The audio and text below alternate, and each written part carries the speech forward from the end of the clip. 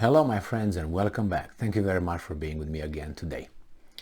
I don't know if you noticed, but Iran has been joining almost each and every organization where China and Russia are part of. They are in other organizations they've been before, but now there's two of them that just Iran asked to join. One is BRICS, and the other one is just a Asian security body, which was formed by Russia and China.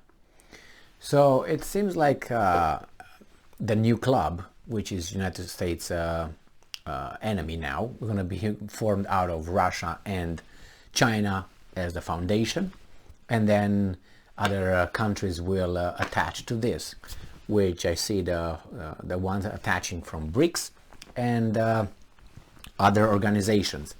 Now, this article comes from Reuters and is from September 15th, 2022. Iran to join Asian security body founded by Russia and China. So you say, well, those are bad, or whatever. Did you look at Iran? I mean, I'm assuming you already know. It has about 80 million people, right? So it should be a big country, right? It has tons of resources that this planet will need. It has a very good geostrategic position. What's the problem? It's just because it's sanctioned by the other club. That's the only thing. Otherwise, Iran would be a very, very prosperous country. Not that it is not, but could be much better. Now, Iran has moved a step closer towards becoming a permanent member of a China and Russia-dominated Asian security body as Tehran seeks to overcome economic isolation imposed by US sanctions. Foreign Minister Hussein Amirabdollahian on Thursday said Iran had signed a memorandum of obligations to join the Shanghai Cooperation Organization, which is holding a summit this week in Uzbekistan. That's where India is there. And then China, Xi Jinping will meet with Putin. Modi will meet with Putin, or I think they already met, but not in Uzbekistan yet, I guess.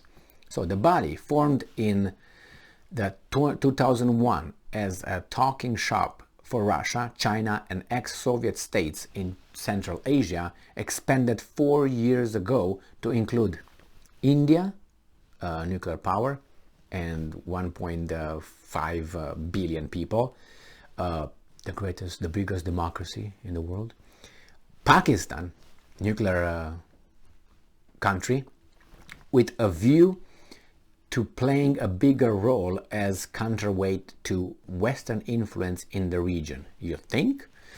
And I'm quoting, by signing the document for full membership of the SCO, Shanghai,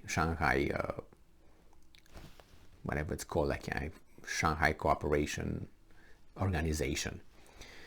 Now Iran has entered a new stage of various economic, commercial, transit, and energy cooperation, Hossein said, wrote on his Instagram page. Iranian President Ebrahim Raisi was in the Silk Road oasis of Samarkand, Uzbekistan on Thursday to attend the summit. He held a bilateral meeting with Russian President Vladimir Putin, Iran State TV reported. And then again, these ideologues here will just ignore all this. We'll say, oh, it's okay, it's nothing. And then when that grows, what are they going to say? Oh, surprised, man, we're surprised. We don't know how that occurred. Really? Right there, you could see it all along. Last year, the Central Asian Security Body approved Iran's application for accession, with Tehran's hardline rulers called on members to help it form a mechanism to avert sanctions imposed by the West over its disputed nuclear program. The thing is, these guys, the second club, I'm going to use it as I always say, the second club, will form its own global institutions. That's what they're going to do. And then the sanctions that those guys impose, they impose on this country that would have doing business with other countries that are not under those guys' umbrella. So who's isolating who? Iran is going to be part of the second club. The second club will grow to a certain extent and it's going to do business with those countries that are protected from those guys over there. So this club will do business within its boundaries. The other club will do business within its boundaries. And there will be two separate enemy blocks, militarily enemy and economically and politically enemy blocks that will grow separately. And believe me, at one point they will do exactly what, and not one point, it's going to probably continue. They will do business behind each other's back with, like they did. The Soviets did business with the United States of America and Western countries when it was the evil empire and so on. The Soviets were doing a lot of business. Romanians were doing with Western countries. And not, like in your face, but they were business as usual. Like right now, gas, oil and this. Where are these guys going to get it? I'm talking about the first club, from the second club, because the second club seems like has some more resources than the first club. All right, it says months of indirect talks between Iran and U.S. President Joe Biden's administrations have hit a dead end over several obstacles to reviving the nuclear pact, under which Tehran agreed to curb on its nuclear program in return for its lifting of sanctions. What do you think is going to happen? When the second club forms, and Iran is going to be a big deal over there, if you know what I mean, they're going to say, you know what, United States, we don't care what you're going to do. What are you going to do? We're going to do whatever our bosses, new bosses are going to tell us to do. So if we want to have this and we're going to have that, what are you going to do? Are you going to attack us? If you attack us, you attack Russia, China, India, Pakistan. You know what I mean? They try to put themselves under the protection of different clubs so they can do their hanky-panky, because the first club would not allow them to do that hanky-panky or whatever they want, So this is what's going on here. So by the time, the club is very well formed, then the first club will not be able to say anything. I mean, what are they going to do? Attack? Nuclear war. Attack it and see how that's going to work. The U.S. sanctions and growing concerns about an emerging US-backed Gulf Arab-Israel bloc that could shift the Middle East balance of power further away from Tehran have prompted Iran's clerical rule to pursue closer economic and strategic ties with Russia itself, hit with sanctions. I don't think so. That's a lie. US-backed Gulf Arab-Israel bloc. That's not happening. Look who the Arabs are calling. They're calling Xi Jinping, they call Putin, and they don't pick up the phone for Biden. What's that bloc? Israel is isolated. Look who Mohammed bin Salman met in the past 6 months.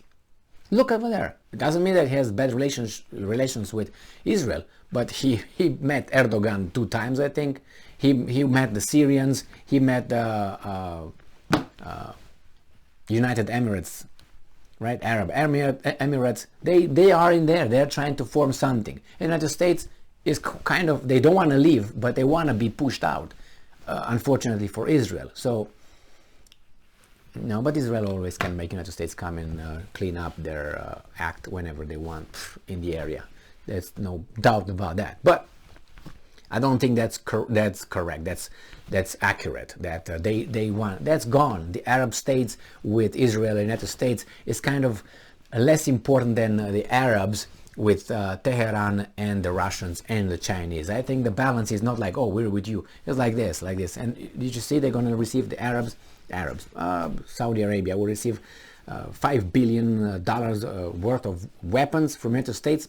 And they said, we're not going to increase our output of oil on the market. They said yes, and then they said no. They said yes, and they said no. But they sell China and East Asian countries oil at a discount, but not to the United States. So what are you talking about?